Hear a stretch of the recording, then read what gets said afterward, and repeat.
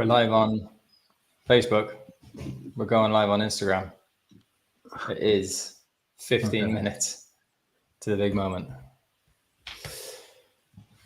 Charlotte, how are the nerves? I've gone all, I get off the horse, I decide what to wear. And I'm like, do I just throw on a t-shirt? I said, no, I'm going all in on green here. I'm going all in on green. We've got to wait 13 minutes till this competition starts. Ireland have waited a century to get their team medal at Olympics or Worlds. There'll be huge heartbreak if there's not a medal of any colour. Yeah, you're right. There will be. You're right. What are the levels of optimism? What are the levels of concerns? Charlotte, I sense worry. Nerves. Is it just nerves? Worry, I think nerves is the correct word. We've gone so hard on Ireland, and rightfully so, because they have shown the strongest form over the year leading up to the games. But yesterday, apart from Daniel Coyle and Legacy, I feel like there was not only nerves from coming from me, but maybe for some of the riders, some of the horses needed some time to settle. I think definitely in James Can Cruise's round, the beginning was a little bit hairy. They did settle as they went through their round. So, maybe that's just what they needed. They needed to get it out of their system, and they're ready to go today. I think that maybe I've seen better things from Cian and Maurice, but we know Cian and he can deliver when it matters. And today it matters. And he is not going in with a feeling of I'm not going to deliver here today. So I'm nervous, but I will, they will finish on the podium today. They cannot not finish on the podium today. Unfortunately, they can. That's the reality of the game. Actually, they're a 45% chance to finish on the podium. To finish, so it's more likely than not that we will have more heartbreak and we will just miss it. But it is close. I think if looking at Maurice yesterday, obviously doesn't have loads of experience, doesn't have a championship experience. He does actually. He jumped with the Europeans. Does have a championship? Europeans, yeah. With thank you. A Turkish rider, yeah. Thank you. Okay, well corrected. But he looked to be okay, like kind of taking it all in, but like aware that he was at a big show. Like Cian was working. Now, hopefully, a night's sleep to think about it, goes in a bit more comfortable and a bit happier and just sort of finds life easier. It's not that he's unhappy by any stretch. It's just that he's like going, this is a big stage. It's like looking at a young athlete on a big stage. If Cian can bring it home, and he needs to dig deep and he needs to get a big performance. I think for me, from what I saw yesterday, he will absolutely deserve all of the praise and plaudits that he gets as being the championship rider for this country and like one of the best championship riders we've produced. People talk about him like that already. That's going to be put to the test.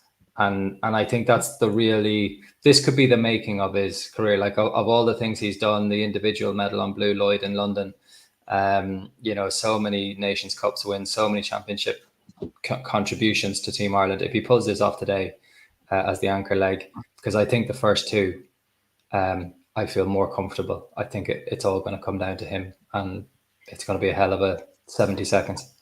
I do want to say again, like Daniel Coyle and Legacy literally looked like they were at home. They looked so comfortable. I have so much confidence in them going in. That was a gorgeous round. So I still think, there's a lot going for the Irish, but I just had a little bit more questions after yesterday than I did before yesterday. But, the highest they've ever finished at an Olympic Games is 7th with the team. 7th back in 1956. That is insane. They'll surely be better than that today, considering there's only 9 teams anyway. Mexico, right, folks? That's why we're 9 from 10 to 9. We've got a lot of teams to talk about, so I don't want to spend all the time in Ireland. Yeah, but here's the big challenge.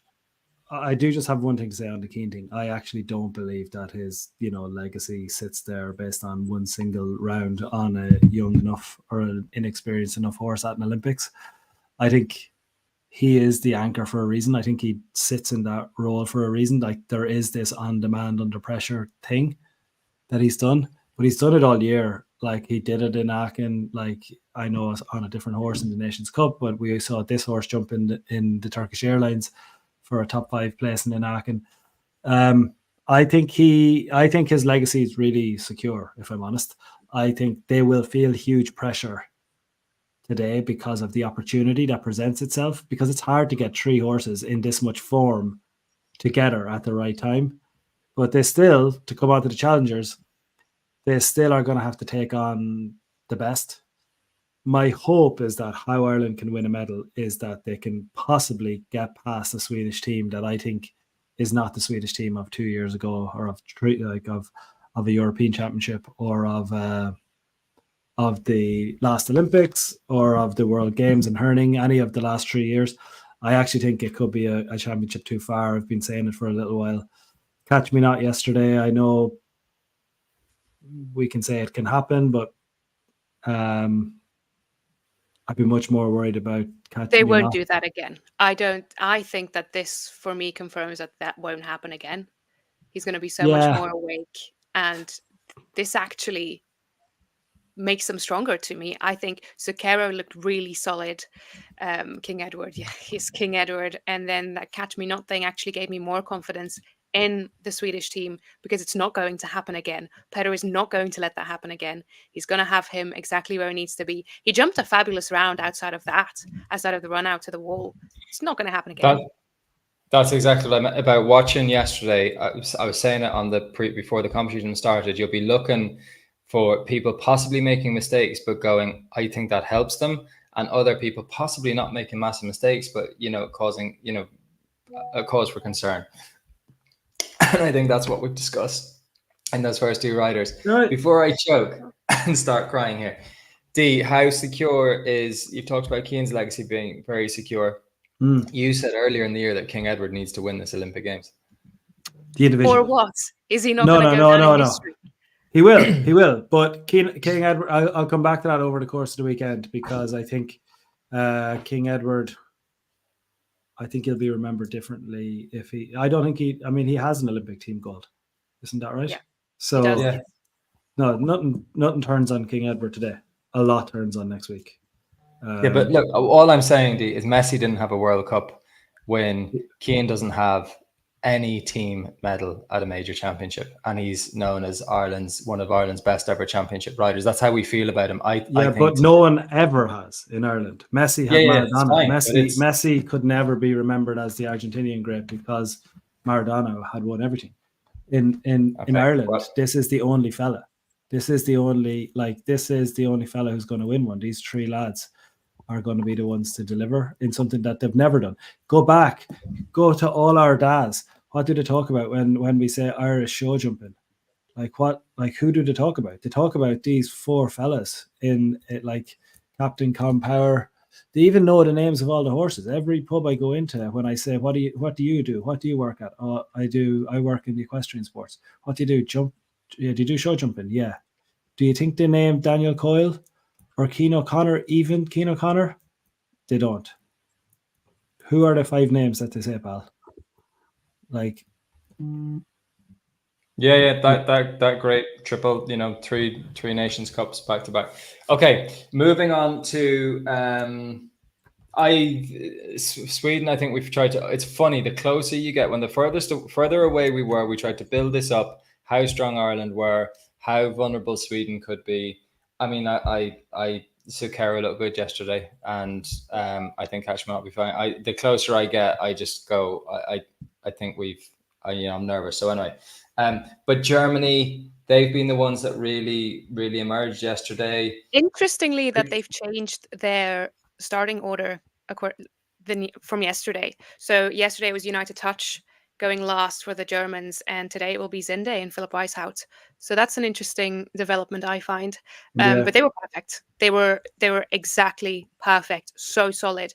And I've been a big fan of the Germans for the past couple of weeks and months, and they're looking so good. I've got Richie Vogel last in my team, so even the first time the team sheet was published, he would have come out as number 30. So they've obviously, if they've changed that, late. but obviously they can do it. Interesting. I don't know why.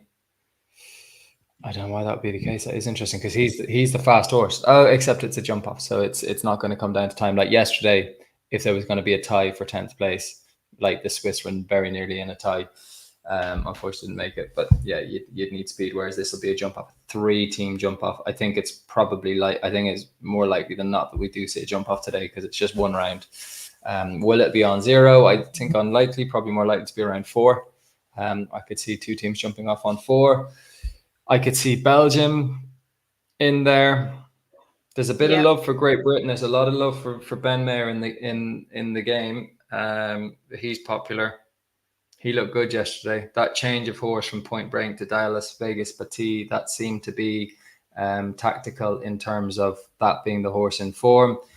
Jefferson's looked good. I look at his form, and it's all clears or 4s. I think they probably need 2 clears. They need to clear from Ben. I think they really need to clear from Ben. Does that feel like one of the underlying stories of the last 3 months on the Eckerdings Jumping podcast? Feels like Sam backing Jefferson and Scott to the hilt, and and Charlotte just kind of nodding away, thinking, I don't know. I mean, like, dipped so far, but he's looking solid now. The form line is now. It started in Aachen, and it's kind of like, yeah, okay, 4 faults, like that's grand. Yesterday as well, like solid. They're doing what they have to do. They have a job to do, and they're doing it.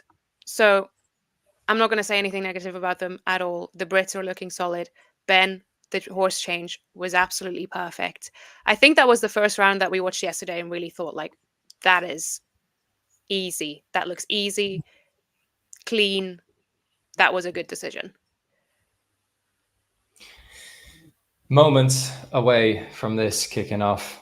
2 teams going in search of records and history because Sweden have all the medals. I think I said in a blog, will they be weighed down by the amount of medals that they have? Probably not those personalities. I don't think they will care about what they've done. I think they'll be focused only on what they need to do, which is to try and make it 4 consecutive team goals. It would be absolutely phenomenal. It would push King Edward even further clear, but the greats around him as well, Petter and Rolf as well. So they are such a formidable force. Ireland go in search of their first ever team medal at a World or Olympic Championships. They are right there with a chance. Both of those teams were not in the top 5 yesterday. They've left room for improvement. They will need to improve. There is a very hot, clinical looking German team there. There's a Belgian team that's on the up and looking full of quality. There's a British team that will battle. There's a Dutch team. How many teams are you going to name before? How many are you going to do before you get to the Americans? I can't believe we're on the Brits, the Dutch, and the Americans. Like, are you mental? Like, they're third favorites. They were so good yesterday. He was at 7 from 9 teams. I actually thought, will I let him do the 8th team before he gets to the US at last? I was at 5. Off you go, America, and I was building to this American climax, but the team. No, because you've done Ireland. Sorry, you've done Ireland, Sweden. You had talked then about the perfect Germans, hot German, Belgians, Belgians Brits. And Brits. Okay, I was getting to the Netherlands. Okay, 6. You're at 6, so there's only 2 to go. One of them is Israel, so we're not counting them. So there's only 2 left: the US, and the French. And the French, and the host that we also haven't mentioned yet. Sorry, the reason that's important is because the US are 3rd favourites. And actually, when you look at the profile of the team, when you look at Carl Cook coming in yesterday with Caracol de la Roque, obviously a hugely exciting horse, had to arrive, had to get here, had to fight to get on the team, did that, delivered in style. Then you've got 2 superstars either side, McLean and Ilix, who are an unbelievable team player, and we saw them riding so well in Aachen last time out, clearing both rounds and only hundredths of a second away from winning the whole thing. And then, of course, Laura and Ballatino, top-rated horse in the US. I think they're right there, guys, in terms of big game players. I think they've got a really, really nice mix of experience, youthful exuberance, and not caring. I think in the Carl Cook side of things, I think there's something brewing there. I think they're one of the biggest I mean, honestly, genuinely, joking aside, Sam, you're right when you name 7 and possibly 8. I don't think Israel have a chance of winning, But I think there's 8 teams other than that you can write a really good story around. Honestly, isn't there? Like, goes all the way through. Absolutely. Oh, I'm yeah. so excited to watch. The first horse and rider are in the ring. All right, Let's go and do watch. Go and follow our WhatsApp channel for live updates. Follow our socials. Everything will be in there. Win chances, updated win chances. We will see you on the other side.